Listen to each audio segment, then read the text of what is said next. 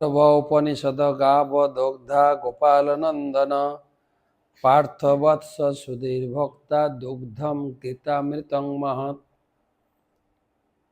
সমস্ত শাস্ত্রের সার কথা এই গীতা গ্রন্থ পড়লে জীবন কৃতার্থ হয়ে যায়।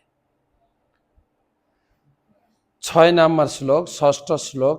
ন চৈতদ বিদ্ম কতরন্ন গরীয় যদ্বা জয়েম যদি বা ন জয়েয়ু জানেব হত্যা ন জিজীবিষামস তেহ অবস্থিতা প্রমুখে ধাতরাষ্ট্রা। ন চৈতদ বিদ্ম কতরন্ন গরীয় যদ্বা জয়েম যদি বা ন জয়েয়ু জানেব হত্যা ন জিজীবিষামস তেহ অবস্থিতা প্রমুখে ধাতরাষ্ট্র। অনুবাদ: তাদের জয় করা শ্রেয় না তাদের দ্বারা পরাজিত হওয়া শ্রেয় তা আমি জানি না। আমরা যদি ধৃতরাষ্ট্রের পুত্রদের হত্যা করি তাহলে আমাদের আর বেঁচে থাকা অর্থহীন হয়ে পড়বে। তবুও এই রণাঙ্গনে এখন তারা আমাদের সম্মুখে উপস্থিত হয়েছে।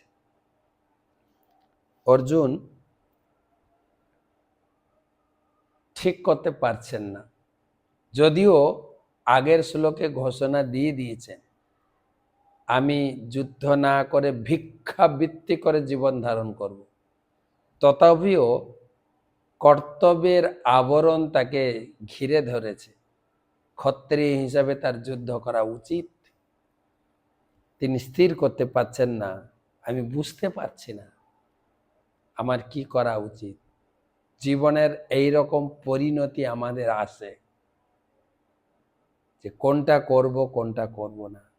অর্জুন এর আগে সম্পূর্ণ যুক্তি প্রদর্শন করে তিনি ঠিক করেছেন আমি যেটা নির্ণয় করছি ওটা ঠিক, যুদ্ধ করা উচিত নয়, ভিক্ষাবৃত্তি করে জীবন ধারণ করা উচিত। কিন্তু কর্তব্যের গণ্ডি তাকে ছাড়ছে না, কি করা উচিত কি করা উচিত নয়। সেই জন্য একজন গাইড, একজন পথপ্রদর্শক, একজন গুরু আপনাকে পথ দেখাবেন।